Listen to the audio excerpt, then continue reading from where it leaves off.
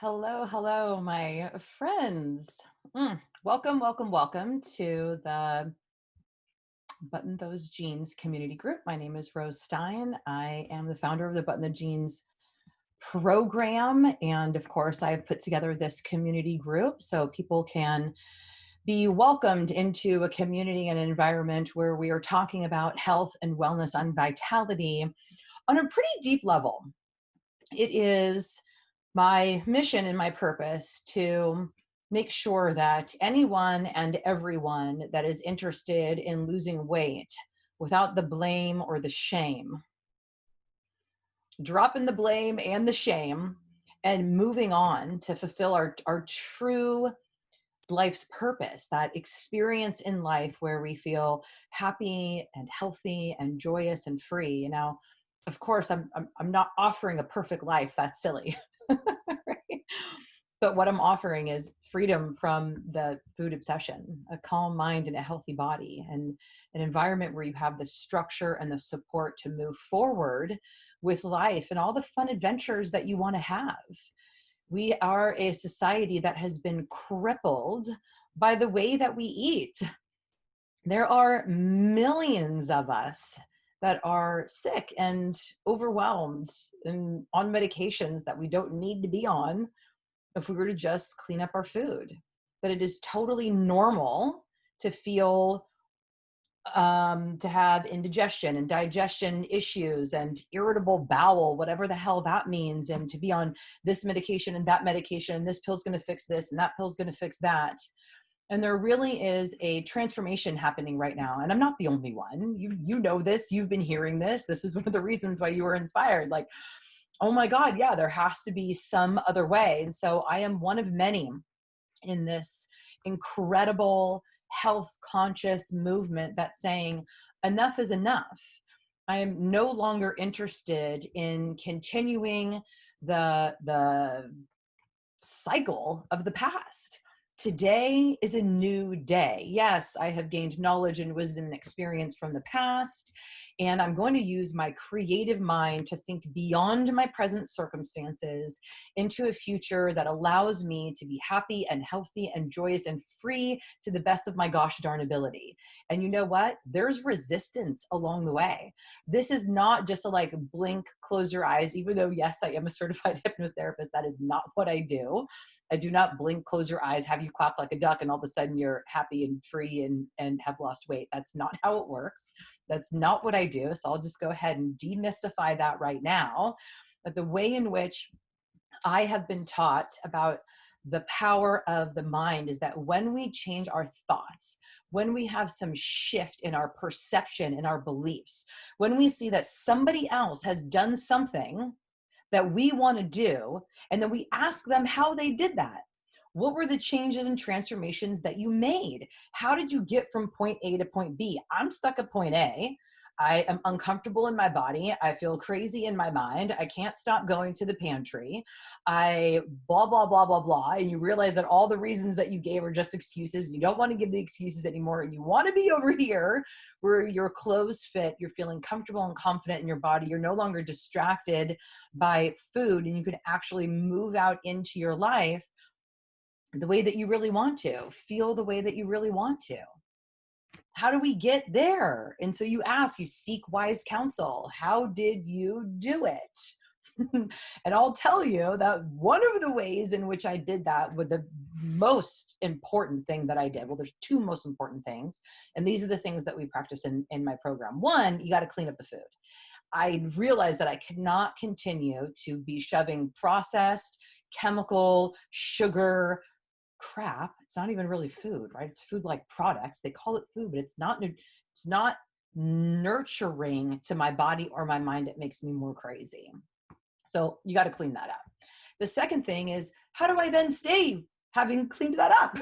Right? It's like, I feel like a hoarder in my own mind, in my own life, in my own body, where it's like, you can come in and clean it all up, right? You can come in and suck out all the fat and make me thin and follow the diet, whatever that is. But like, I have proven to myself time and time again that I will gain the weight back, that I will go back to those habits and those behaviors. Boom, right there. There's the key. How do I change my habits and my behaviors? How do I change my thinking so that I don't end up back in that same place? Because it's the thinking that got me there in the first place. It's the way that I think about myself, the way that I think about food, the excuses that I make. Oh, just a little bit here. Oh, it's a holiday, or oh, that person made it for me, or whatever the reason is. Oh, I'll start on Monday. So when we think about our thinking, this is actually really interesting, right? When someone posed this question to me, I was like, oh my God, okay, I think I'm starting to get it, right? Because you only know your own thoughts. Like you're not going to know any other thoughts other than the ones that you've had until somebody else says something or does something. You read a book, you see a commercial, you talk to a friend. Like we are affected by our outside influences and the people that are around. And when someone says thing in a different way, and then all of a sudden it connects different things that you've already known about yourself and your life, and you go, oh, aha, I get it. And then we can kind of move forward with a new idea and a new perspective. And it's really uplifting and invigorating and exciting to be a lifelong learner, to continue to allow our mind to grow and to expand and to learn new stuff. I mean, to think that we've already learned everything that there is to learn in life. That's silly, right? We've only been here for a little while. We're only one person out of 7 billion, something crazy like that. There's so many humans. And that's just right now. That's not even all the past, right? You go read books of people who lived 100 years ago. It's like fascinating. So changing my thinking and the way that I think, okay, so this is the question.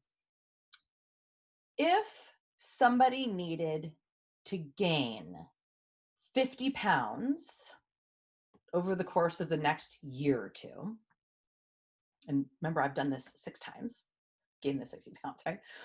Would I be able to share with them how I did that? If someone, for whatever reason, Lord knows why anyone would want to do something like that, but I don't know, right? Just a thought experiment. Go along with me here. If somebody wanted to learn that skill of what does it take in terms of what do you do in the morning? What do you do in the afternoon? What do you do in the evening? What do you think about before a party, after a party, during a party? What do you eat? What do you not eat? What are your thoughts when you look at candy? What are your thoughts when you do, right? What is the activities? What is the behavior? What are the habits? What is the thought processes? How would somebody gain 50 pounds over the course of a year, 2 years? Even if it's 4 years, however long it is, would I be able to teach them how to do that? Absolutely. Never really thought of it like that because that's something that I wanted to not do anymore. But if I needed to, I could tell them exactly what to think when they woke up, exactly what to think when they look in the mirror, exactly what to think when they're putting on their clothes, exactly what to think when they're making choices at the grocery store, exactly what to think when they're making choices at a restaurant, exactly what to think on their way to a party, exactly what to think while they're at the party, the excuses to make for themselves, so on and so forth. It didn't just happen, right? There are habits and patterns of thought and belief systems and actions that were in place that led me to that same result over and over and over again, even though I didn't want to. There was nothing in me that wanted to have that experience again. Zero. And yet I did it again and again and again. So what is that? Like, I had to, yes, clean up the food.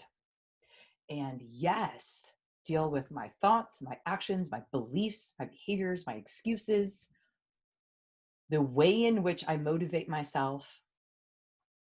And the way in which I've been able to do that is with consistency, support, accountability, guided meditations. I do call that hypnotherapy. I know that word is kind of like freaky to people, but basically it's the idea that basically it's really hard to make a change in our thinking and our thought life when we're under stress. It's not really a good time to like access beliefs, because when we're in stress, which is basically life, right? We close in, we close down, and we're in like protective mode. There is not a lot of engagement with like, okay, you know what? I realized that the way in which I think about food when on my way to a social event is not working for me. Right? I don't feel free. I don't feel confident. I don't feel comfortable. And when I leave that party, I don't feel like I've been very successful unless I've like hid myself in a corner only drinking water. We don't want that either. We want to have fun experiences and live life and feel awesome. So, right? When we are in our own minds and we're in this stress of life. So it takes a little bit of calmness. It takes a little bit of relaxation. It takes a little bit of allowing yourself this space and this time to calm the mind and to think about things in a new and different way. Maybe, just maybe, the way that I've been thinking about my body, the way that I've been thinking about food, the way that I've been thinking about my menu plan for the day, the way that I've been thinking about going to a social event and what I'm going to do or not do, maybe if I just tweaked that a little bit, it would make all the difference in the world. I will give you an example specifically about going to a social event. Now, if I'm going to the social event and what I'm thinking, and this is my past, this is the diet mentality, this is the trying to control but still gaining the weight. That habit of thought was, as I'm going to the party, I really wanted to be, quote, good. Now, there, I'm identifying that what I eat or don't eat makes me a good or bad person, and I'm having a good or bad day. I'm either being naughty or good. There's, first of all, we got to get rid of that, right? There's nothing about what you eat or don't eat that it relates to your value or worth as a human being, as a woman, or is connected to your self-esteem in any real way. So there's the first, right? The first layer of the onion to release. That's the first belief system that we're going to challenge and release. And then the second one on the way to the party is understanding, and this is what we do with the positive reinforcement, the meditations, the hypnosis, is realizing that the subconscious mind says yes. Whatever it is, it works in images, feelings, emotions. It just says yes. It's not super logical. That's our conscious mind. Our conscious mind can understand this equals this goes to this. It's all very logical. It needs to make sense. The subconscious mind is very emotional, deals in images, pictures, emotions, and it just says okay.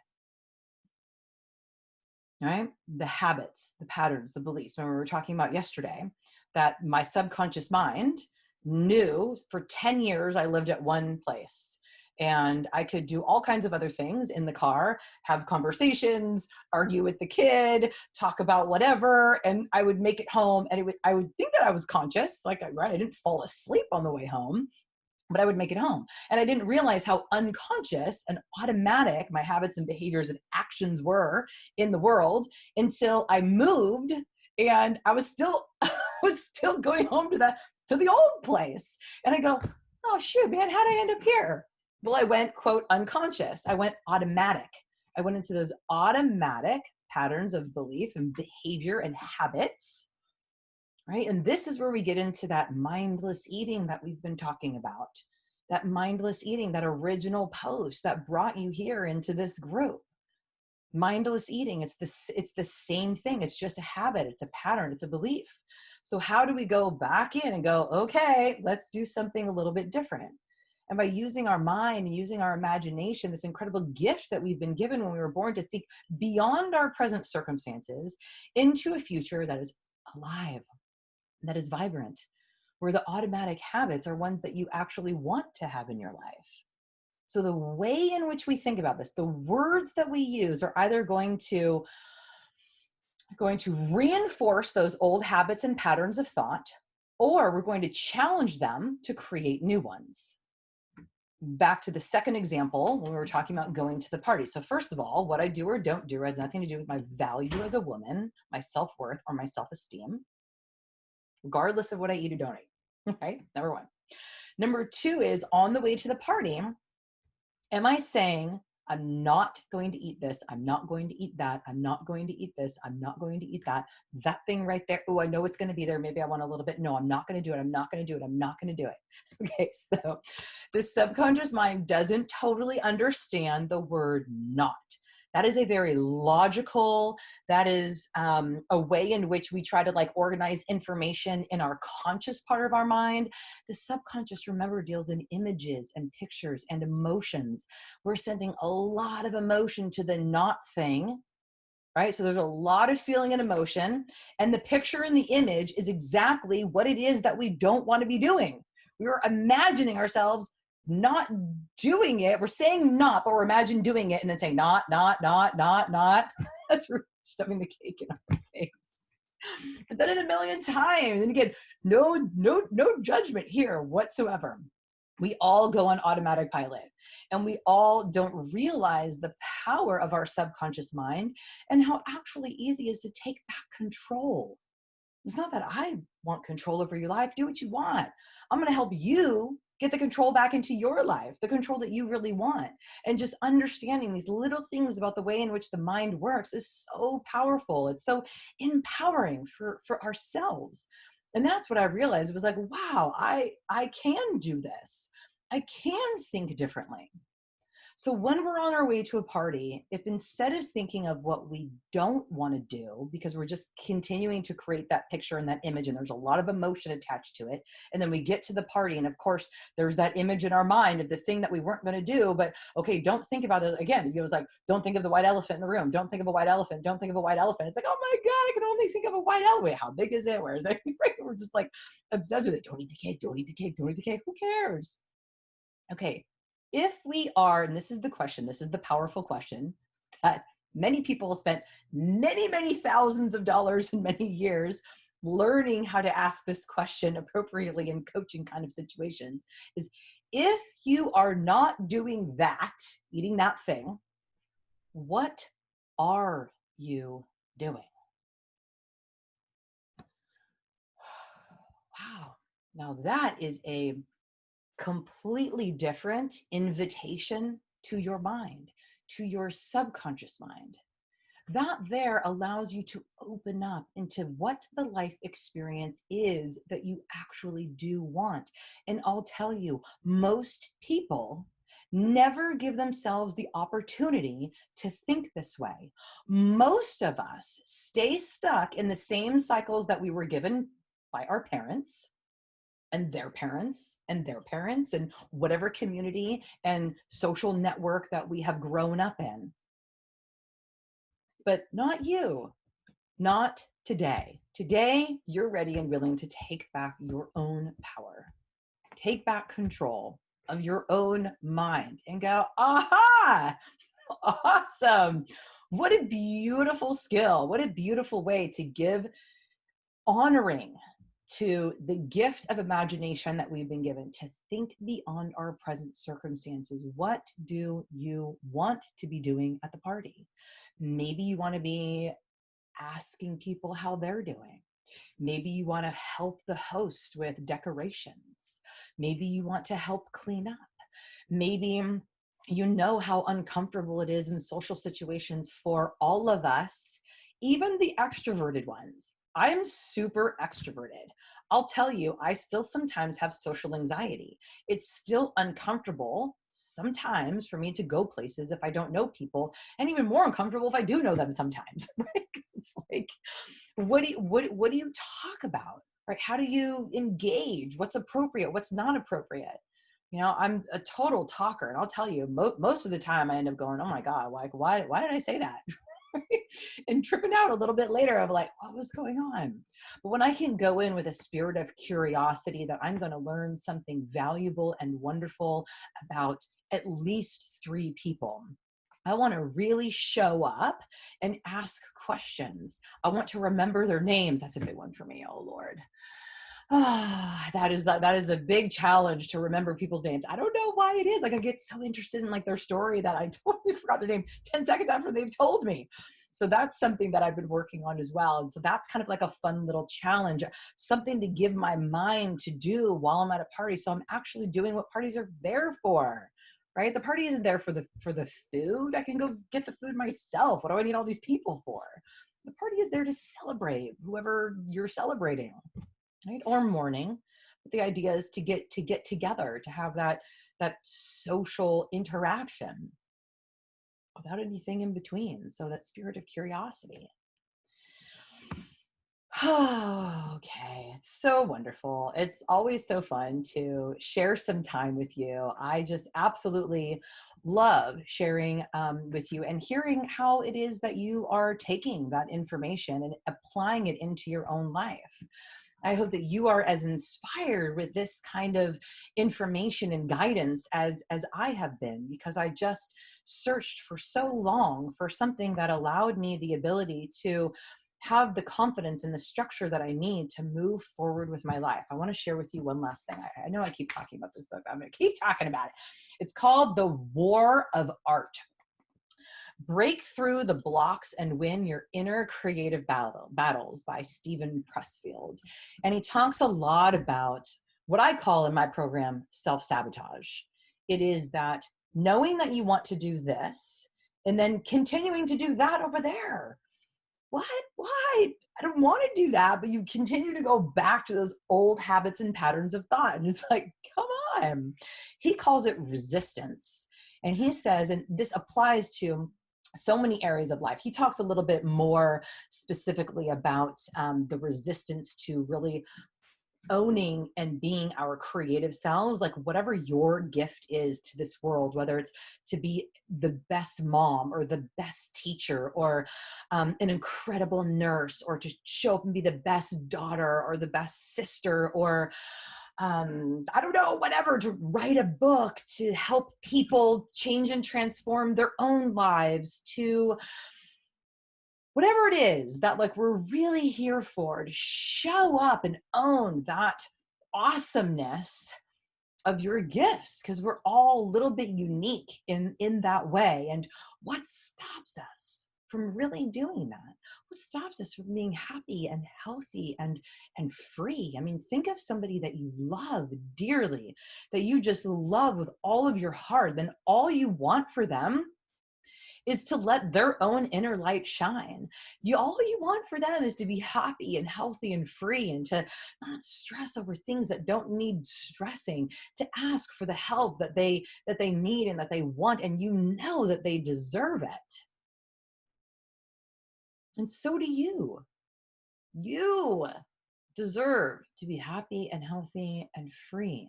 You deserve to live a life in a body that feels comfortable and a mind that is calm, even amongst all the madness. You deserve to have that support. You are worth it. So this is one of the things that he says. So on the back, it says, do you dream about writing the next great American novel? Do you regret not finishing your paintings, your poems, or your screenplays? Do you want to start a business or a charity?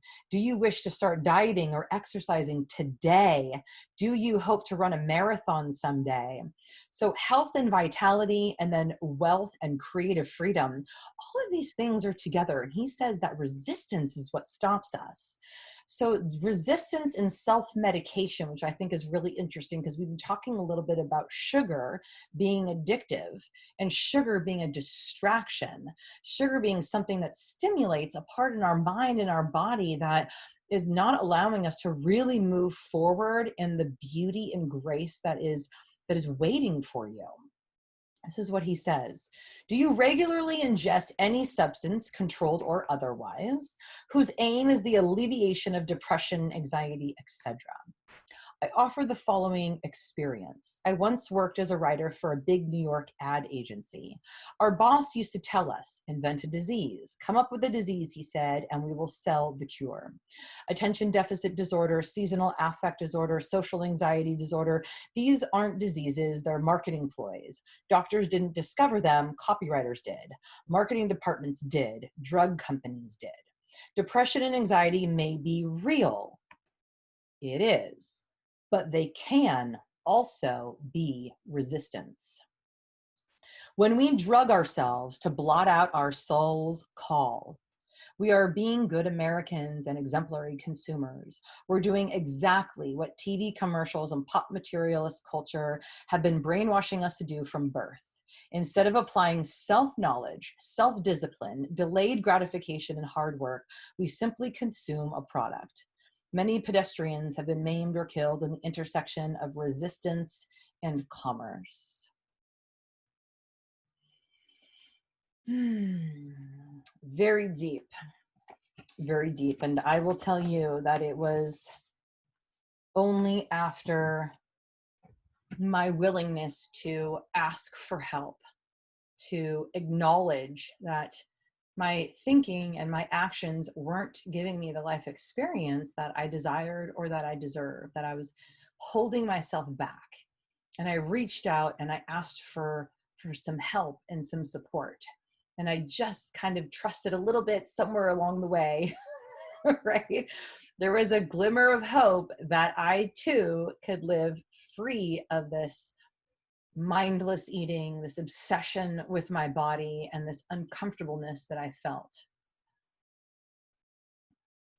And it's only through that that I then was able to really allow my life purpose to shine, right? It's so easy to make those excuses that we're not worth the time or the energy or the effort, but I'm here to tell you that you are. So I have put together a nice, easy step, because I totally get it. Like and I've shared this many times. It took me 4 years, right? From the time that I saw the person who I was like, okay, they have what I want. They're speaking my language. I sort of understand what they're saying. Like I want to move forward in that direction. It took me 4 years to actually pull the trigger and call and say, yes, sign me up, whatever it takes, let's do it. So for me, I hope that it does not take you that long. If this is something that you really want and desire, and you know that it's time, then awesome. Schedule a call with me right now and we'll get you set up. If you kind of want to just kind of see what it's about a little bit, get a little bit of support, awesome. We're doing a 5-day challenge. So Dr. Lustig says that it takes 5 days to relieve the body, the physical body, of the sugar addiction and to be free of that. So I give you a pack full 5 wonderful days of incredible value. We'll have workout sessions that pretty much anybody can do. We're going to have cooking demos for lunch and dinner. I'm going to throw in a couple of breakfast ones this time as well, just for fun and because, hey, why not?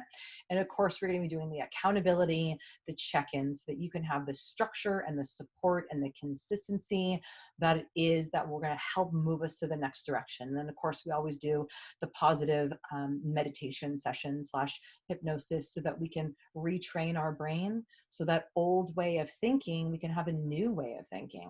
And if that is still kind of confusing for you, let me know. Drop me a message here below and I will PM you with some more information and do anything that I can to help you move along to the life experience that you really desire, this freedom from all of that heaviness, right? The heaviness on the shoulders, the heaviness on the body, just releasing it.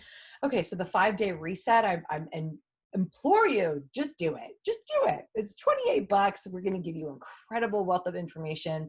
It's a separate Facebook group that we have. So everyone's going through that together. It's super supportive and kind and loving. And I'm so excited to be able to offer you this next step forward. All right, it's Friday, so I'm going to be popping in a little bit over the next couple of days, reminding you of the 5-day reset, really encouraging you to sign up, to register, to say yes, and find out if this is for you. All right, we'll talk to you soon.